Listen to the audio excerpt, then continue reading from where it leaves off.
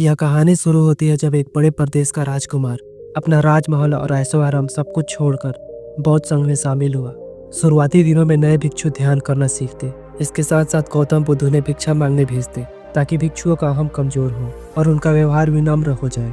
संघ में आने के कुछ समय पश्चात राजकुमार भी भिक्षाटन पर जाने लगा। शुरू में सब ठीक था, लेकिन कुछ ही दिनों में एक ऐसी घटना घटी जिस कारण राजकुमार विचलित हो गया और उसने भिक्षाटन पर जाने से मना कर दिया। भिक्षाटन का नियम था कि भिक्षु केवल 2 घरों में भिक्षा मांगते और नहीं मिलती तो आश्रम वापस आकर जल ग्रहण करते। एक बार राजकुमार एक नगर में भिक्षा मांगने निकला और संयोगवश भिक्षा नहीं मिली। शुरू में राजकुमार को निराशा हुई, लेकिन कुछ ही पलों में उसका मन शांत हो गया, जैसे कुछ हुआ ही ना हो। और आज भिक्षु बड़ा प्रसन्न था।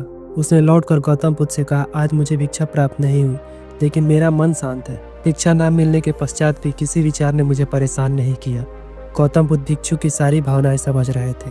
तथागत ने कहा, अच्छी बात है, अब तुम कल महल की तरफ भिक्षा मांगने जाना। भिक्षु ने आज्ञा का पालन किया और अगले दिन भिक्षा मांगने निकला। कुछ देर बाद जब भिक्षु महल के आगे से गुजरा तो उसे अपने महल याद आ गया, कैसे वह ऐशो आराम का जीवन जीता था। भिक्षु ने सोचा, महल में खाने को स्वादिष्ट पकवान मिलते और सेवा करने को कई नौकर होते और सभी प्रकार के सुख मिलते। ऐसा सोचते सोचते भिक्षु के मन में इच्छा हुई कि आज बढ़िया भोजन मिल जाए। तभी भिक्षु सचेत हो गया, यह सब अतीत की स्मृतियां हैं और मैं केवल इन्हें देख रहा हूँ। पुरानी यादों को ताजा होने से मन में कुछ इच्छाएं प्रकट हो रही है, यह भी केवल मैं देख रहा हूँ। अगर मैं इन शारीरिक इच्छाओं को पूरी करने की लालसा रखूँ तो मैं मन की शांत और यह जागृत अवस्था खो दूंगा। भिक्षु ने महसूस किया कि जब जब हम स्वयं को 2 कदम आगे ले जाते हैं, चेतना का स्तर ऊपर उठाते हैं, तब तब मन इस प्रकार के खेल खेलता है। जब हम मन को शांत करने लगते हैं तब मन हमें बेचैन करने की पूरी कोशिश करता है। भिक्षु यह सोचकर बहुत खुश हुआ, क्योंकि आज उसने आत्मचिंतन से मन के बारे में गहरी समझ और सूक्ष्म दृष्टि प्राप्त कर ली। राजकुमार ने आश्रम आकर गौतम बुद्ध को सारी बात बताई और कहा, तथागत, आज मुझे आपकी कृपा से सूक्ष्म दृष्टि प्राप्त हुई। मन हमें बार बार इच्छाओं में उलझाना चाहता है। महल को देखकर मुझे भी पुराने सुखों का स्मरण हो आया, लेकिन आज भी विचार मुझे छू नहीं पाए। गौतम बुद्ध ने कहा, अच्छी बात है, कल नगर की दक्षिण दिशा में जाना, वहाँ एक हवेली है, वहाँ मन और विचारों पर उपदेश देकर आना। भिक्षु बहुत खुश हुआ। सुबह हुई तो वह जाने की तैयारी करने लगा। वह जल्दी जल्दी चल रहा था, क्योंकि वह उपदेश देने जा रहा था। पर दोस्तों, इस बार की यात्रा भिक्षु पर भारी पड़ने वाली थी। कुछ ही देर में भिक्षु हवेली पर पहुंचा और भिक्षा के लिए आवाज लगाई।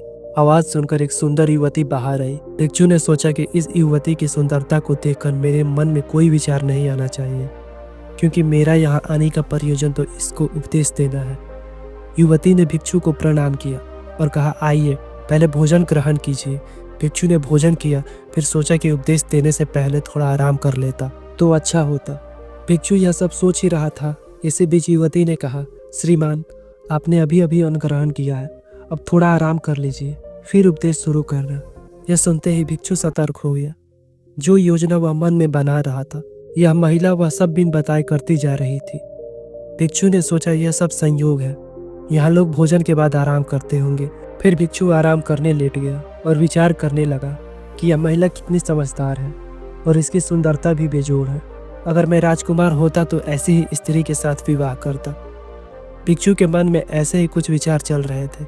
इतने में युवती फिर आई और बोली, अगर आप राजकुमार होते तो मैं आपसे ही विवाह करती। युवती का इतना कहते ही भिक्षु को स्पष्ट हो गया कि युवती तो मन पढ़ सकती है। भिक्षु घबरा गया और हाथ जोड़कर पूछा, क्या आप मेरा मन पढ़ सकती हैं? युवती ने कहा, क्षमा कीजिए, ध्यान करते करते मेरा मन शांत हो गया है, इसलिए बड़ी आसानी से मुझे दूसरों के विचार अपने आप महसूस हो जाते हैं, उनकी भावनाएं समझ आती हैं। जब भिक्षु ने यह सुना तो उसके पैरों तले जमीन सरक गई। फिर बिना कुछ बोले भिक्षु तत्काल आश्रम की ओर चल पड़ा। रास्ते में चलते हुए भिक्षु का दिमाग फटा जा रहा था, उसकी बेचैनी बढ़ गई थी।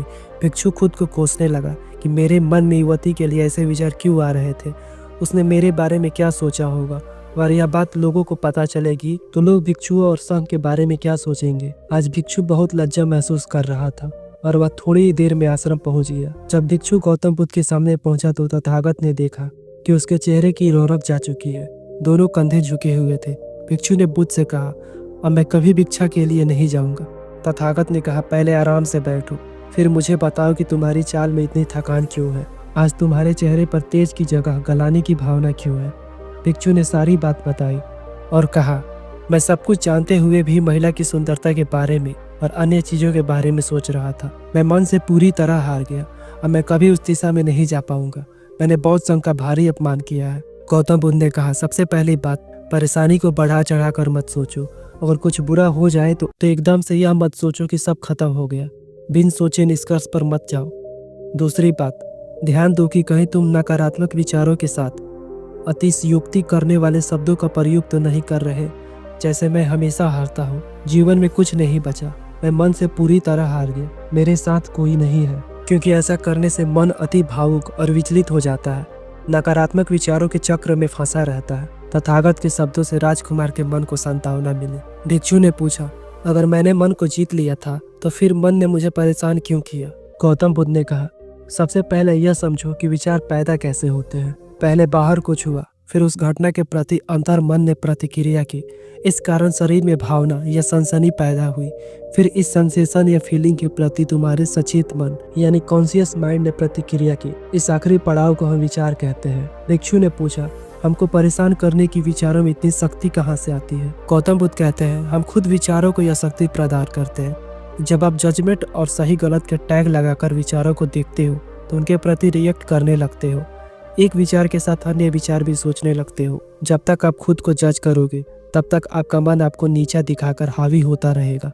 भिक्षु ने पूछा, फिर मन शांत कैसे होगा? गौतम बुद्ध ने कहा, अगर विचार है तो शरीर में भावना भी महसूस हो रही है, क्योंकि हर विचार भावना के साथ प्रकट होता है। अगर आप अश्लील विचार महसूस कर रहे हो तो इसका मतलब है कि शरीर में एक भावना यानी सेंसेशन भी महसूस हो रही है। फिर आप उसके बारे में सोच रहे हो या रिएक्ट कर रहे हो। इस बात में मन को शांत करने का तरीका छुपा है। हर विचार को देखना कठिन है क्योंकि विचारों का वेग तेज है, लेकिन शरीर में महसूस हो रही भावना यानी सेंसेशन को देखना आसान है, क्योंकि यह देर तक बनी रहती है।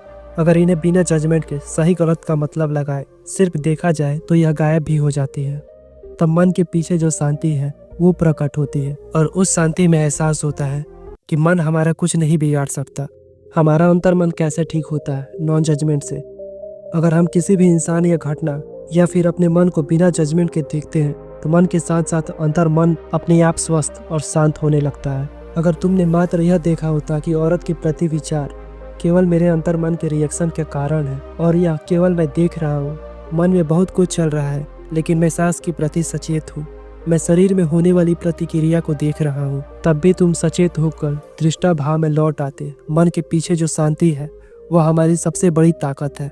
हम बड़ी आसानी से मन के विचारों को शांत कर सकते हैं और एक दिन यह जान सकते हैं कि किसी भी प्रकार का विचार, चिंता असल में इस शांति को पार नहीं कर सकता। हम हमेशा विचारों से अछूते हैं। गौतम बुद्ध कहते हैं, तुम याद रखो, विचार तुमसे है, तुम विचारों से नहीं। तुम हमेशा ही अपने विचारों से शक्तिशाली हो, अपने डरों और चिंताओं से शक्तिशाली हो। अब तुम अगले 7 दिन युवती के घर भिक्षा मांगने जाओगे, और ध्यान रखना, अपने विचारों को जज मत करना। अच्छे बुरे विचार केवल तुम्हारे द्वार खटखटाते हैं। तुम केवल इतना याद रखना कि तुम वह शांति हो जिसमें सब प्रकट हो रहा है। अगले दिन भिक्षु पूरे मार्ग जागृत होकर चला। महिला के घर जाने से पहले थोड़ी घबराहट हुई, लेकिन भिक्षु दृष्टा भाव में बना रहा। विचारों को, शरीर में उठ रही भावनाओं को, डरों को, गिल्ट को, सबको बस देखता रहा। जब वो वापस लौटा तो वह पूरी तरह शांत था। आज उसमें मैंने मन को जीत लिया है, यह अहंकार भी नहीं था। आज उसने सही मायनों में मन को जीत लिया था।